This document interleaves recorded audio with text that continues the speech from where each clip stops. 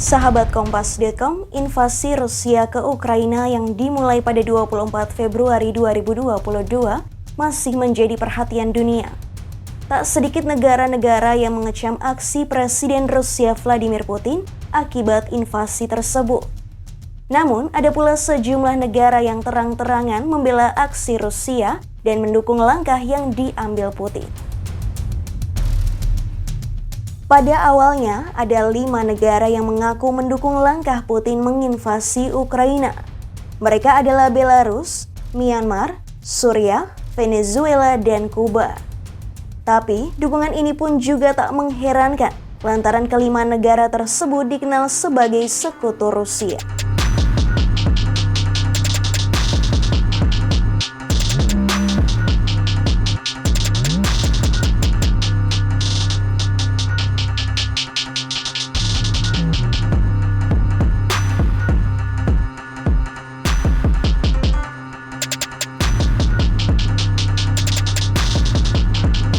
Seperti yang kita tahu, dampak dari invasi Rusia ke Ukraina memang sangat berpengaruh bagi dunia, apalagi pada sisi perekonomian global. Contohnya saja, harga komoditas seperti minyak dan gas yang melambung. Selain itu, dampak invasi juga menyebabkan pasar saham terguncang. Meski dampak invasi tersebut dirasa cukup besar, nyatanya masih ada sejumlah negara yang mendukung invasi Rusia ke Ukraina. Salah satunya yakni Belarus.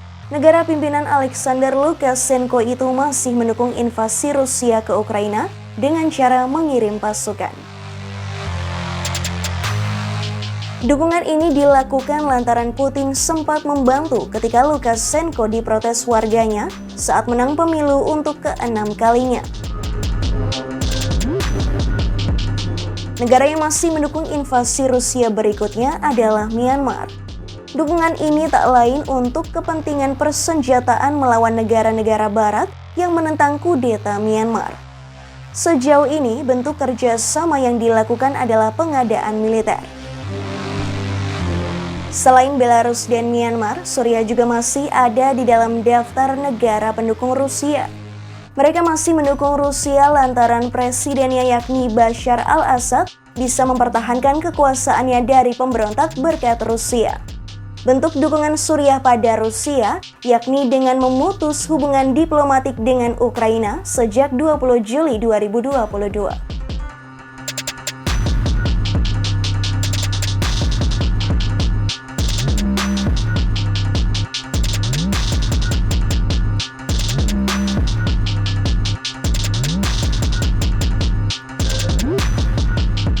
Negara berikutnya adalah Iran. Menurut pandangan Iran, invasi Rusia ke Ukraina disebabkan dari provokasi aliansi militer NATO. Selain itu, Iran juga menuding negara-negara barat telah menekan perekonomian Iran selama bertahun-tahun. Oleh karena itu, negara pimpinan Ebrahim Raisi itu disebut akan mengirimkan drone hingga persenjataan pada Rusia. Terbaru, mereka juga membuat aliansi bersama Rusia dan Turki. Iran juga menyatakan dukungan penuh pada Rusia yang kini berupaya melawan Barat.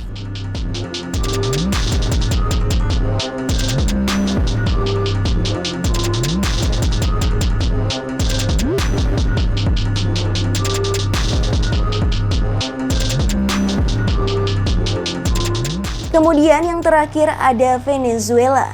Negara tersebut hingga kini masih mendukung invasi Rusia ke Ukraina. Dalam Forum Ekonomi Internasional Saint Petersburg, Wakil Presiden Venezuela Delcy Rodriguez menyebut sanksi ekonomi yang diberikan Barat untuk Rusia akan menjadi bumerang tersendiri.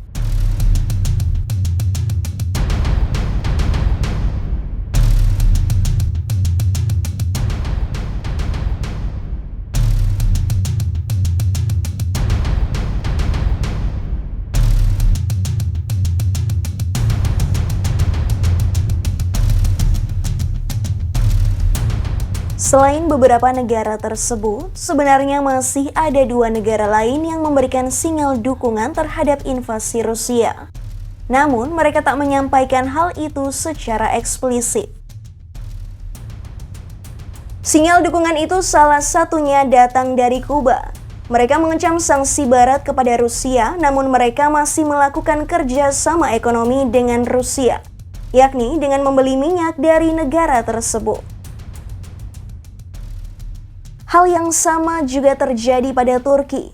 Mereka tak terang-terangan mendukung invasi Rusia, namun mereka juga tak memberikan sanksi ekonomi. Keputusan itu dilakukan lantaran Turki masih bergantung sumber energi dari Rusia.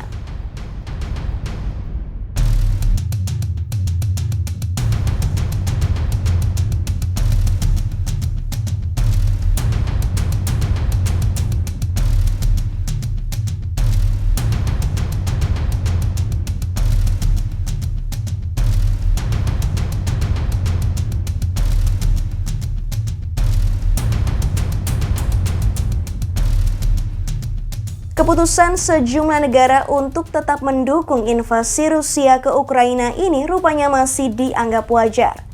Menurut pengamat militer ISISS Khairul Fahmi, dukungan ini tak lepas dari hubungan bilateral antara masing-masing negara dengan Rusia. Termasuk juga adanya dukungan kita lihat datang dari Iran, ya.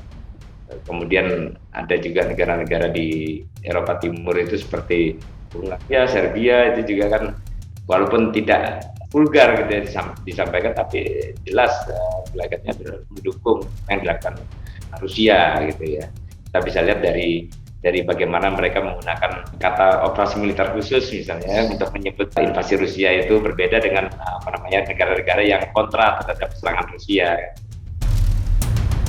Namun begitu, alih-alih berpihak, Fahmi menilai negara-negara di dunia seharusnya mulai mendukung upaya perdamaian Rusia dan Ukraina.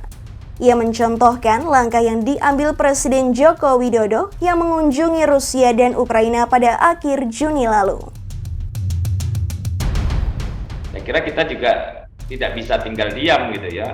Indonesia, nah ini kalau kita kaitkan dengan si Presiden Jokowi, ya, ini mestinya dilanjutkan ya dengan kemudian menggalang kolaborasi internasional untuk terutama negara-negara yang memilih untuk netral gitu ya, untuk bersikap lebih aktif gitu ya, untuk berupaya menghentikan perang gitu.